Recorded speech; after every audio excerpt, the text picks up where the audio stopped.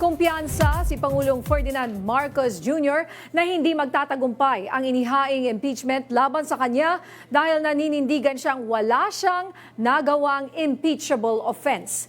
Pinalagan naman ng Malacanang ang mga pahayag at paratang ng Makabayan Bloc na ang Pangulo umano ang siyang tunay na nasa likod ng korupsyon sa pamahalaan. Yan ang umaarangkadang balita ni Christian Bascones.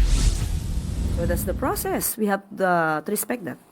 Sa pagsisimula ng pagtatalakay ng dalawang impeachment complaint laban sa kanya sa Kongreso, nanindigan si Pangulong Ferdinand R. Marcos Jr. na wala siyang nilabag na batas. Ayon kay Palace Press Officer at PCO Undersecretary Claire Castro, tiwala ang Pangulo na hindi siya kailanman nakagawa ng mali na pwedeng maging dahilan para siya ay mapatalsik bilang presidente. Inamin ng palasyo na may pag-aalala ang Pangulo sa kung ano ang magiging epekto nito sa ekonomiya ng bansa. Nauna nang sinabi ni Castro na maaaring makaapekto ito sa tiwala ng mga foreign investors.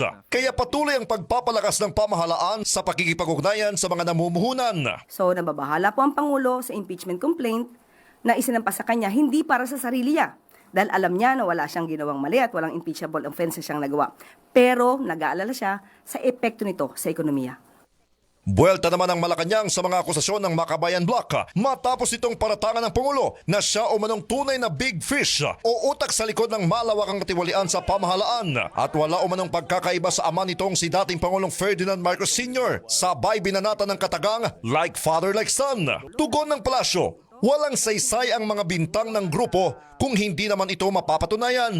Paalala ng palasyo, gamitin ang karapatan sa malayang pagpapahayag sa tama. May mababago pa po ba sa mga sinasabi ng mga Makabayan Bloc? Madali po kasing magbintang, madaling magsalita sa harapan ng media, sa harapan ng kamera. Pero ang mahirap po dito ay patunayan ang kanilang pagbibintang.